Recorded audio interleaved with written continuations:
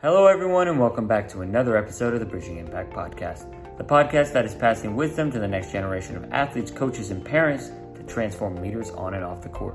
And in today's episode, we get the opportunity to interview Coach Tasha Brown. Coach Tasha is an assistant basketball coach at UCLA for the women's basketball team.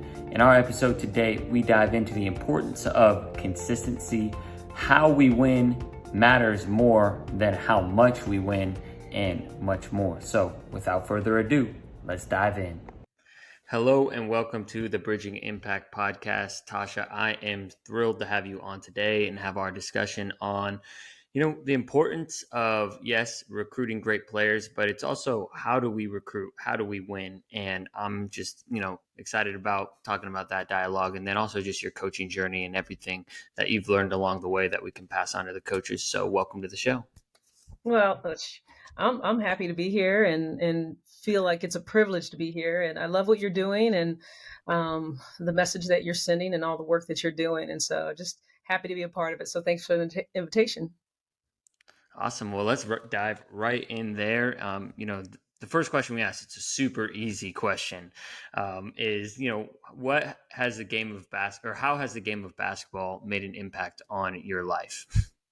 I mean, wow, I don't know if we have time for that.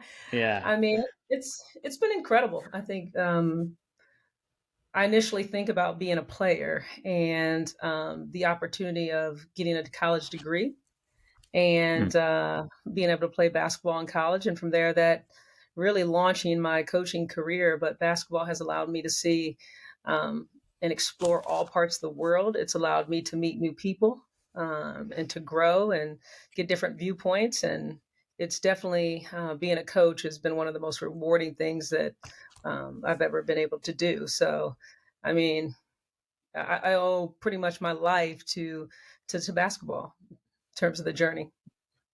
Yeah, I love that. And it's amazing how many people we can meet just through a game of a circle going through another circle and Yeah. just all the memories and life Mhm. lessons. So with that, you talked a little bit, you briefly mentioned, when you think about the impact, you think about back to your playing days. And a lot of times, I like to ask is like, what was that transition like from you going from player to coach? Was it smooth? When you're a player, you always knew, like I'm going to be a coach, or it's something that you just kind of came into? I think towards the end of, junior, senior year, I knew I'm gonna coach. And luckily, I was blessed to be able to have that opportunity right upon graduating. Even actually started in my last year of school. And so it was pretty seamless. I think the interesting thing as a young coach is, and back then I was still playing with the athletes and, Yeah. giving them Yep. buckets, all those different things. Of course. um, so I think you transition mentally, just understanding um, the boundaries that you need to create as a young coach, and those can be difficult. I mean, they're your age. You guys are still Mm. going through similar things. You have an empathy for them. You actually relate a little bit more with them than you do some of the older coaches on your staff. And so one of the things that you definitely have to grow in as a coach is being able to eventually draw those boundaries. And I've had some great mentors in this game and been very blessed that way. No, that's really interesting because everything you're saying like resonates a ton with me, right? I'm a young coach. I'm, coaching high school age kids. I graduated high school 7 years ago, so it's really not that far. And right, like my peer, as an assistant varsity coach, my varsity coach is like a bigger age gap difference Yeah. than I am to, most of the players on our team. So I definitely understand that. And you talk about some of the boundaries. I think that's something that I am still continuing to work on. So Mhm. can you talk a little bit more about how you started to develop, and build some of those boundaries? Because I'm sure, it's kind of learning through trial and error. Sure. Yeah. It was not seamless. I mean, I think it's Yeah. the boundaries do overlap. There is a little bit of that gray area, especially then. And then I think that one of the things that I did do well is there was a definite distinction between once we entered the court and, what Mm. happens from there. And so I do think it was progression. I do think it was growth. I mean, even now, I am, asking our players and our staff, I am playful. I am Right. funny around them and really just bring a ton of energy. And they know as soon as we step on the court, it's going to be Mhm. about getting them better and us reaching our full potential. So even now, as playful as I am with them, just that boundary has been drawn where they know, okay, it's this is the fun part, and then we've got to get some business done, and then it's back to the fun part. So I do think it's That's a progression. Yeah, it is a progression, and that's good that you have that distinction, right? And I'm sure that has just came from time and experience and Yeah. wisdom of like, okay, when we hit the court, right? This is, it's business, right? And a lot of times, it's we want to have fun. Like we all started playing the game of basketball because Yeah. we were young and it was joyous. We did it at recess. It was fun, but once you get to the collegiate level, right? There's an expectation of winning, and I know that on our previous call we talked about winning, you can do a lot of things to do it, right? And there are a lot of ways to do it, right? But you talked Yeah. about doing it the right way. So I'd love for you Yeah. to kind of expand more on what that looks like for you. Absolutely. The the coaching profession and teaching, I feel like is my calling. This is what I'm purposed to do. And so, it's always been in my heart that players shouldn't leave you damaged. And I know as a player myself that had Mm, some great mentors that helped me along the way. In the college coaching profession, I see a lot of players leaving damaged, and then they spend, the majority of their mid 20s to 30s trying to recover from that damage that happened in college athletics. And I just always believe there's a right way to do it, and I've been fortunate to have some great coaches and Tina Langley, who's now at Washington, and then I mhm. joined Coach Corey and Coach Shannon and Tony, and they're magnificent. And it's about person first, and we've got to remember that. And as long as you can remember, hey, reach the hearts first, the basketball will come. And we're as competitive as anybody, but Right. not at the risk of damaging them. And so, our pillars and of our program is to teach, mentor, and equip. And we take that very seriously. Yeah, I love that. And I'd love for you to expand on what does like person first like look like? hmm Well, we spend a ton of time with our players, and number one, they're always in our office, and all of them a little bit Right. differently. We might have one kid in here 3 hours and another kid in here 50 minutes, Right. but we meet with them every week. We have spent time with them before practice every day in the film room. We have team bonding and we have team building, which are different. Okay. Team bonding is that fun stuff. Team building is learning how to communicate and be honest and authentic with each other and how to grow together. And we spend a lot of time outside of that, having dinners at Coach Corey's house, and maybe we get ice cream and lunches here. And all of those things are intentional to spend time with our players to get to know them. Because how can you coach them if you don't know them? You know what I mean? And how can you help them be prepared for life after basketball if you don't know them? And so, we really make sure that we spend the time, and it's a lot of work, and Yeah. but we do that. Yeah, 100%. So, I mean, a lot of it sounds like a lot of the building and the teaching and the coaching, what you feel called to, a lot of it actually happens off the court, right? A lot of these different like life skills, right? That's what Bridging Impact's all about, right? Building leaders on the court that way, when we all eventually hang up our shoes, everyone hangs up their shoes. Mhm. We're equipped with those life skills. And so with that, I would love, for you to talk about like what or share any stories around like some, I feel like team building, team bonding, things that happen off the court that you feel like end up translating on the court. Hmm. Um, Well, let's say one of the cool things that we did this year that I think everybody loved was one of our alumni, her and her family. They have like this big yacht, and so Okay. before the season, we all went on this yacht, and I mean, it was a complete day. We arrived in the morning, then we got to the boat. They were out laying around. They were jumping off the deck into the water. They're pulling each Right. other on, all these tubes and stuff. And then we had lunch, and then we had some more things, but when you ask them what was one of their favorite parts of the year, most of them will say it was on that boat. But it was during that time where it wasn't just Coach Tasha. It was them being able to see me in a different light, and Coach Corey and Coach Shannon, and bonding with their teammates, just really spending intentional time and laughing and joking. And there's so much power in becoming a team in just that. And so, that would be like an example of some of the things that we set up. Or, we might have a party at Coach Corey's house, and they convince Corey to jump into the pool. And so, Right. there's all these little moments that really build trust. And that's what it really comes down to, that they trust that we care about them and that we have their best interest at heart. And if we can build that relationship and that trust, then anything that we do on the court to push them towards their goals and towards their greatness, they will trust that we have their best interest at heart.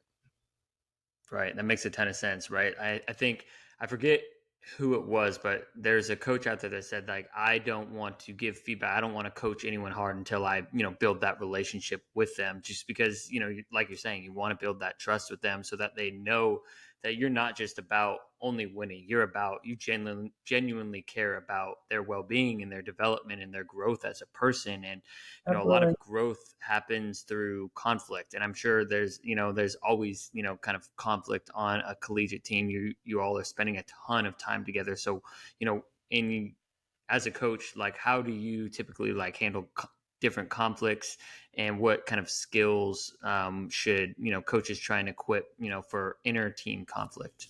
Sure. Well, we're going to talk about everything.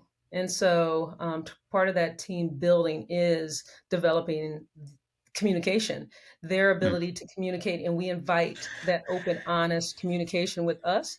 And then they know that we're going to give that open, honest communication with them back. And so the ability for us to sit down in a space and talk through how they're feeling, we do that all the time. And so that's a big thing for us. The other thing that people, I think, miss a lot when you think about growth and learning is sometimes before you can have growth and sometimes before you can have learning, there's a lot that has to be unlearned. And mm, so when these young women come to us, they've come from great families and different experiences. And sometimes there are some things that they've learned to believe about themselves that even society has said that's incorrect, or some things that they've said to themselves that's just not correct. And so sometimes we have to spend a lot of time on getting them to unlearn those things that aren't true about them, so we can deposit those things and help them uncover the beauty of who they are. And so much for women in basketball and in life is about self-image, because one of the things that we believe is that you'll never outperform your self-image. And so for us to equip them to be strong women that can communicate how they feel is important for us. So to your point, I think it's long-winded. How do we get to, dealing with some of those things? The first thing we have to be able to do is acknowledge it and then have communication about it. yeah, the open dialogue and communication it's an essential aspect of things. And I would love for you to share, like, how do you help develop and build their self-image, because that is so important, right? Like, if you're building a championship team, or just a championship style character of a person who's going to end up graduating, the way that they Sure. view themselves in the world just impacts the everyone around them. So I'm curious, Sure. how you all, and I'm sure it's consistent daily actions, but Yeah, I'd love to learn more. it is consistent daily actions, and we do quite a bit. We bring in different people that work with our team that specialize in team dynamics and team bonding. We also have Coach Shannon on our staff that does a leadership training with our team. We also have myself, who I do a lot with our mental training and our mindset training. Mm, And there we do tackle a lot of things that are not true and help them learn things that are true about themselves, and then give them tools to be able to handle a lot of the things that they have occur on a day-to-day basis. As well as our other coaches are constantly having conversations and helping them through things, and we put them in positions to have to work through some things, whether mhm. it's they're afraid of public speaking, or they're afraid of Right. different things. We put them in those situations so that they can grow in them, and we're right there with them. We're right there with them, Right. so they know that. Yeah, you're putting them through different things and doing the leadership trainings. And so for the coaches and even parents that are listening, and that want to like, work with their athletes in terms of like helping them build, a more positive mindset, or, work with them on their leadership training, like where's a good place to start? In terms of resources or just in general? Let's just talk in general. Let's talk mindset, because I know mindset and leadership are two different topics. So let's talk mindset. Yeah, they are. They are, and Coach Shannon and I talk about this quite a bit. They are two different things, and they all have a little bit of overlap. And in the middle of that, and Right. at the center of all that, is again self-image. Because when you lead, every leader has to lead from their authentic selves. Now, you'll learn things on how to become a better leader, but you're not going to be successful being a leader that is not authentic to who you are. Right. And then with mindset training, it is about discovering who am I, because they have a tendency to look at someone else and be like, oh, I wish I was like that, or oh, I wish I had more of that, or dang, I'm not like that. And we coach a lot of high performing athletes who want to have it perfect. And if it's not perfect, they're like, dang, mad at themselves. And we've got to get them to really see this as a holistic process, an evolution of themselves. And you're constantly going through micro evolutions of yourself. So don't necessarily hang on to this part, because it's going to grow. It's going to change 2 weeks from now. And so with the mindset training, we also have a guy that we bring in, Colin, and he works with our team as well. And so he and I together really just work through some things with our team. It's every day. We do it every day for the first 15 minutes. We're watching videos. I'm working through different scenarios. I have them discuss different things. They have a journal that they write down their thoughts and work through some things. And it's all designed for them to become aware of themselves, because 40% of what we do on a day-to-day basis is not a conscious decision. It is just a habit. And so in order for us to build better habits, we've got to become more aware of, our triggers and the things that we just do without thinking that don't serve us well. Interesting. Yeah, that's a really good point. And actually, that's something that, as part of the bridging impact philosophy, is that like self-leadership is that the leadership first, right?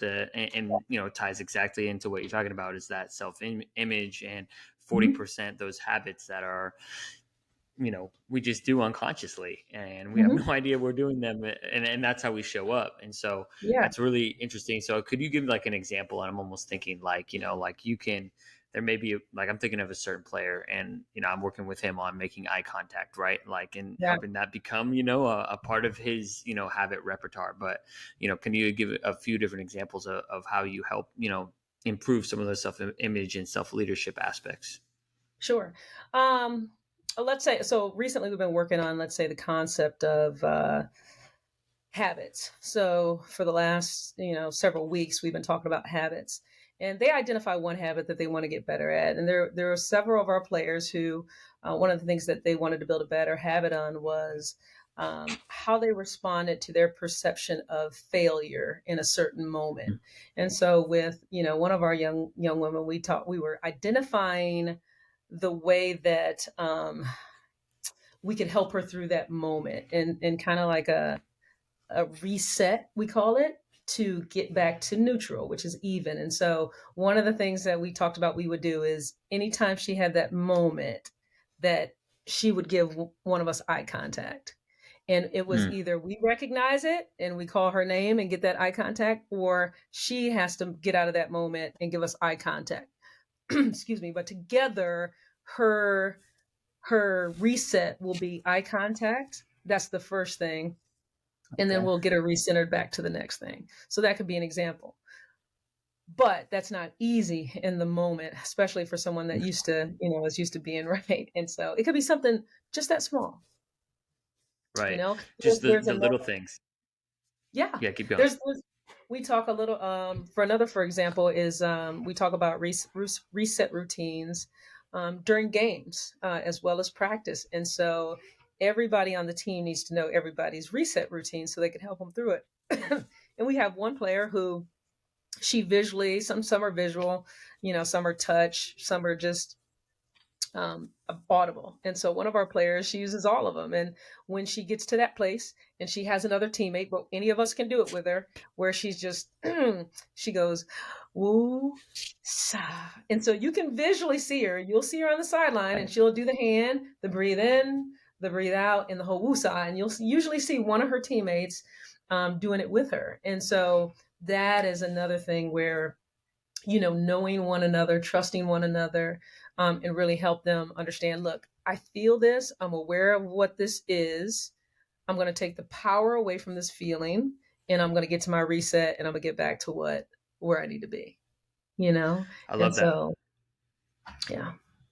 Yeah, because I've heard of something similar called like mistake response, but reset routine, and for those that are listening, I think a reset routine, right? In sports, no one's perfect, right? You talk about like high performing athletes, which a lot of times what we're working with, or at least you're working with, is they want to make every single shot, or they want to make sure that they point of attack defense, no one gets by them, but Yeah. unfortunately we're all human, so being Yeah. able to kind of respond and that's true in life, right? We're going to make Yes. mistakes, right? I'll be here on the podcast and I'll do way too long-winded of a question, but I just have to figure out some way to respond. But as far as reset routines, like where how do you help athletes develop those, and when do you see them used most?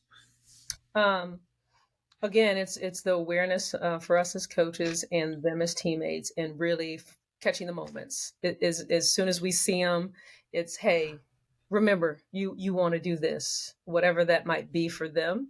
And so that's where that communication and the group work that we do every day, of them get to know each other and talk through things, and they're really talking about, what gives me anxiety, or what am I working through, or what am I dealing with.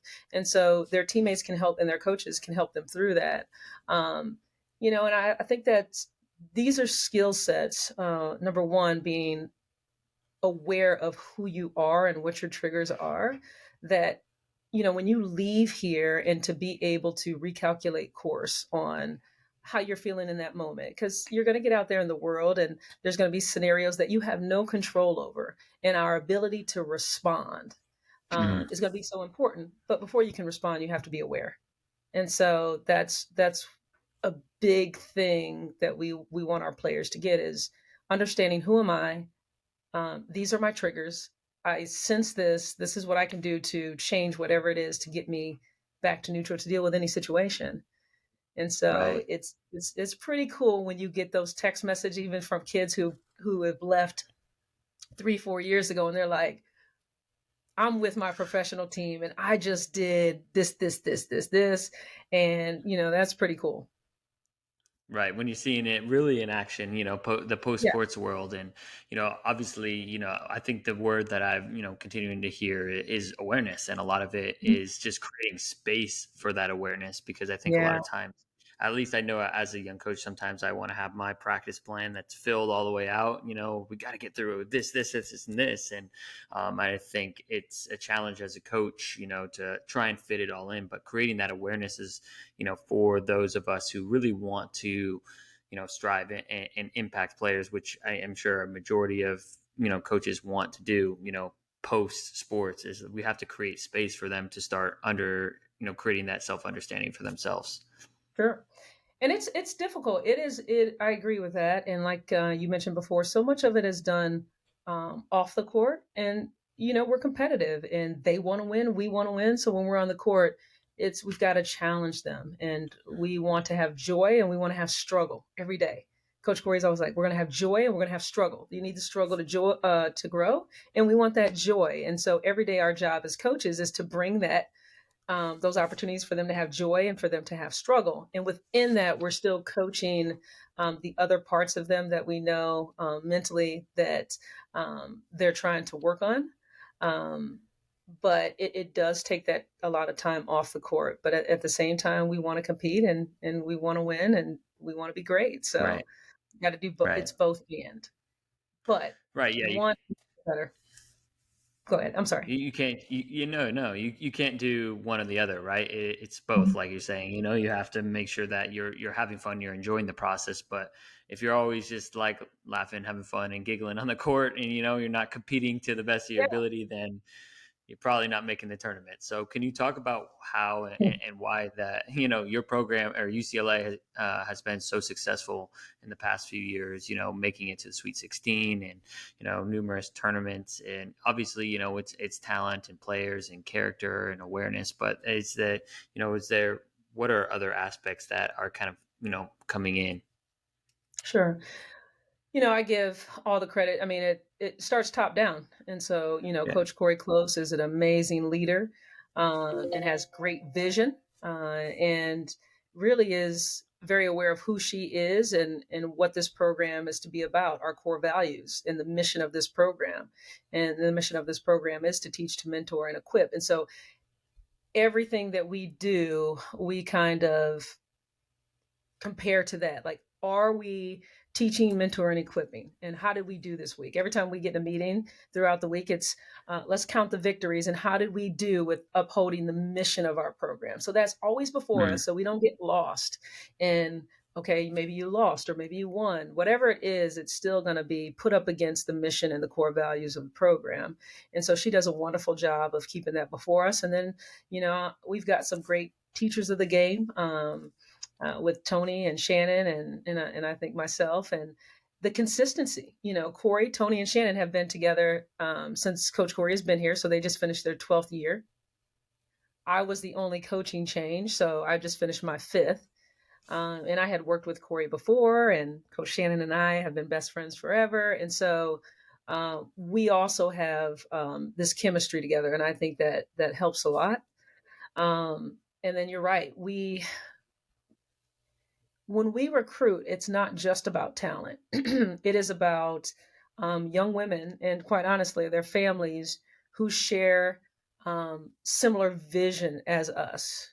And so I believe that when you're thinking about teams and wanting to win championships and wanting to go far, one of the biggest things that you need is alignment. Everybody has to be in alignment for where you're going. Otherwise, you're going to have this draft and you're not going to get there. And so for us, recruiting is about great players, but we've got to figure out who are the great players that have alignment with us. And so, sometimes we have to pass on some of the best that maybe don't have the alignment of, hey, this is another great one, and we're gonna take that one. And fortunately, we've been able to have some great players. And a year ago, we had the number one recruiting class in the country, and those freshmen will be sophomores, and we've got other great players that we've had over the years as well. So I guess it's a long-winded answer to your question, but we're very selective in who we bring into this program, and I think that helps along with Coach Corey's vision.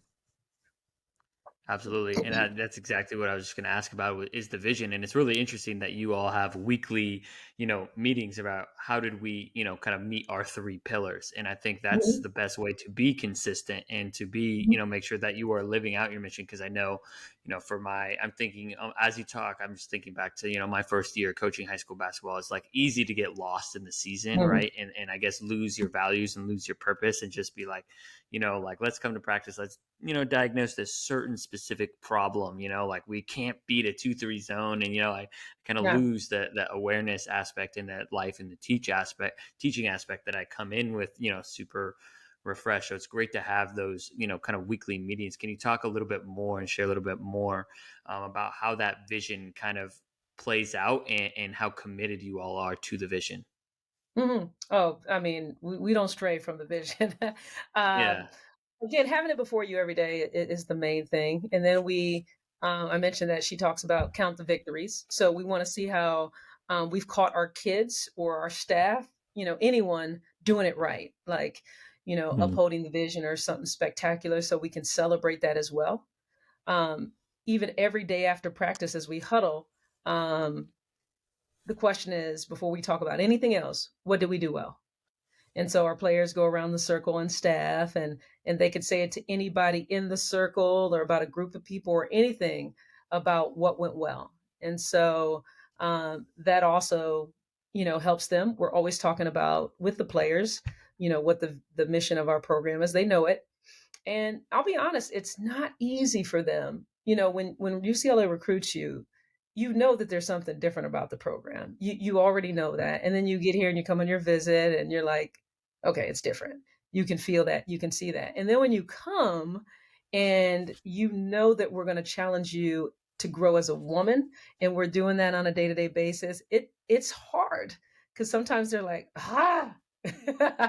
yes, okay, Right. I've got to grow in this area.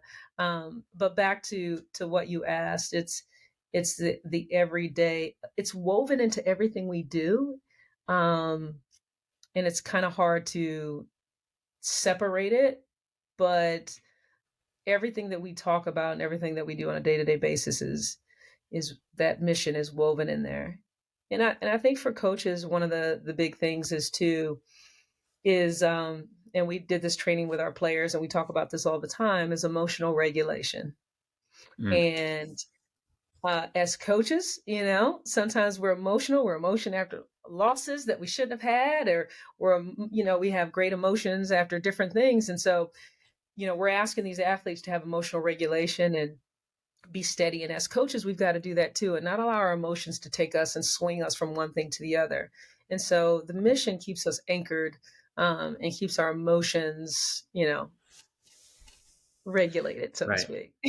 Regulated, grounded, whichever word we want to use. But I think that is really important because there are so many ebbs and flows in a season, right? You go on a 2-3 game win streak, you're like, oh, we're the best team, we should be ranked number one, and then you go on a 2 or 3 game losing streak, and you're like Yeah, pulling your hair out. You have no idea what's going on, and how do yeah, we fix this? And we're trying to diagnose this and that. But it's great to have that like pillar and core. And as I kind of hear you talking about, a lot of times I've had mentors in the past talk to me about, you need to work on building out your coaching philosophy, right? Like, yeah, and that to me is like having that strong vision. And, for me, I guess I'm still trying to figure that out as I go. Like, I have core pillars and values, but sure. for like establishing a vision, like what are some of your thoughts on that, for a coach like myself and the other coaches and maybe even parents that are listening as well? Sure. Um, again, that self-awareness and knowing what's important to you. And Yeah. um, I think it starts there. And I even see it in recruiting. Sometimes we'll start recruiting and a kid say, "Hey, these are the most important things for me. It's a, top tier education, and it's, going to a top 10 school and so on and so forth." And then they make a decision, and it's not us. Let's say it's not us, but then it's a school that's not known necessarily for education, and it's not, a top 10 school, and it's not these things. And we reevaluate at that point, and we're like, what happened? Or the kid could reevaluate it, and how do you stray from what you said was important to just making another decision? And I'm not saying that that's wrong, because they could have reevaluated. And I say that to you is, I think when you're a young coach, or a parent, or even a coach that's been in it for a while, you establish what you think is important, um, to you. And I think you need to revisit that. I think you do revisit that every year to see, okay, this is what I said my pillars are. This is what I said, is important for us. To be lifestyle givers, to have gratitude, to be able to respect and represent. All those things are important to me. Do I still feel that way? Because again, you're growing. Those micro evolutions of self, and sometimes our outlooks change, and who we are and what's important changes as we grow. So I think it's Right. important to establish, to know yourself, know what's important to you, write those down, and then don't be afraid to every year come back and look at those and say, how did I do? And are these still the core values that are important to me? Right. Yeah, we want to make sure that we write them down because I know sometimes like I'll have them, some ideas in my head. Oh, I think I'm kind of like this, or I'm kind of like Yeah. this. But when we like write it down, we're able to like actually see. And then, I think the most important part, honestly, that you talked about is like the evaluation process, right? Because it's like we could be shooting for something, but if we're not evaluating ourselves on a weekly and even daily basis on, our mission and staying grounded, it can be easy, kind of to, drift away from Yeah. it. So I really kind of like that. And guess for me, it's a good reminder for, kind of what I'm trying to build with my basketball training company. I'm trying to have those values and teach, for my high schoolers and my middle schoolers and even my little elementary, guys and girls. So it's been, a lot of fun listening to, this and getting that reminder. And as we enter kind of the fourth quarter, the last, 2 minutes of our podcast, I'd love for you to kind of, share, obviously we've talked a lot today about, just like the leadership, the mindset, the culture that is woven into a fabric of a successful basketball team and what makes successful people. But I would love to, learn, what advice would you give, to your, previous self or your younger coach self that now? Hmm. Hmm. It's a great question. I should have expected that question. um, I had to pop it up. you did. I'd say kind of what we've talked about, to not be afraid to allow myself to grow and to have Mm, patience. And we talk with our players a lot about having to be patiently impatient. They want right. it right now. Be patient with that, but yeah, go after it. And so I think when you're young, um, a lot of times you're often thinking about, "Ooh, I've got to arrive.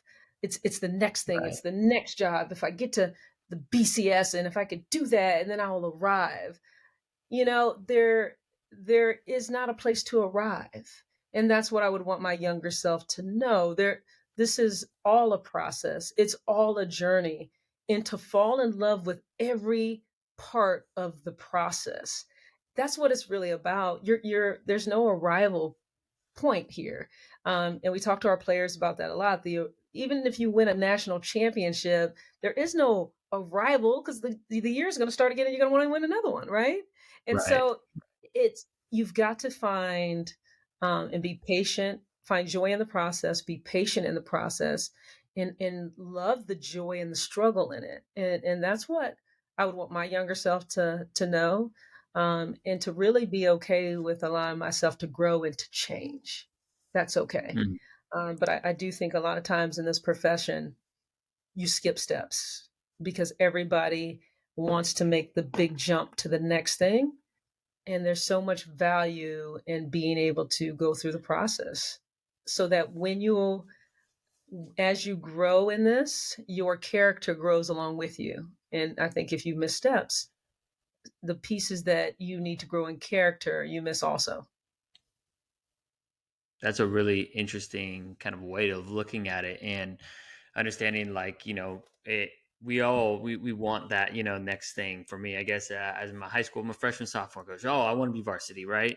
But Yeah. really, in reality, last year I was coaching 4-year-olds, or like, 4 to, and so like it's kind of that leveling up and enjoying the part, different age and stage of the players that we're coaching, right? Like someone may listen. I know we have a listener, he works at boys and girls clubs, so like, second grade through eighth grade, right? But those are still really important years that we're coaching Yeah. and Oh, yeah. impacting, players and kids. And so Oh, just kind yeah. of, being thankful that we get the opportunity to be a teacher and mentor for whoever is, and whichever team are in front of us is a privilege in itself. And so I really appreciate your time today and wisdom that you shared with us. Do you have any final parting words?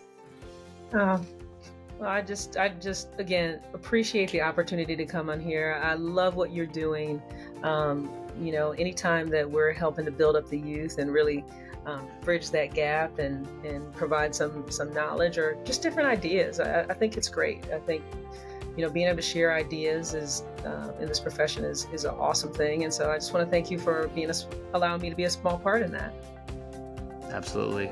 Loved having you on. And where can people, find and potentially connect? And where's the best place to watch UCLA women's basketball? Hey, you can follow me at Instagram and Twitter is at Coach Tasha.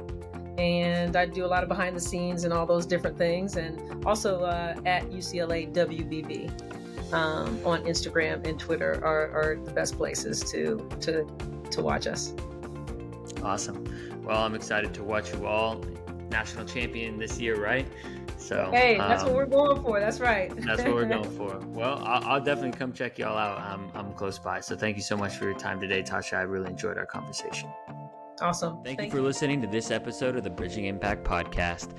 We'd love it if you would like, subscribe, leave a comment and a review on whatever platform you're on. It's the best way to help us grow. We appreciate you for doing that. We'll shout you out on social media. I'd also love if you connected with me on social media. Let me know your thoughts. And this is why I do it. I want to share knowledge and wisdom from experienced leaders to people like yourself and myself, so we can have this dialogue and move forward, make an impact on the world. So stay tuned, stay subscribed. Cheers.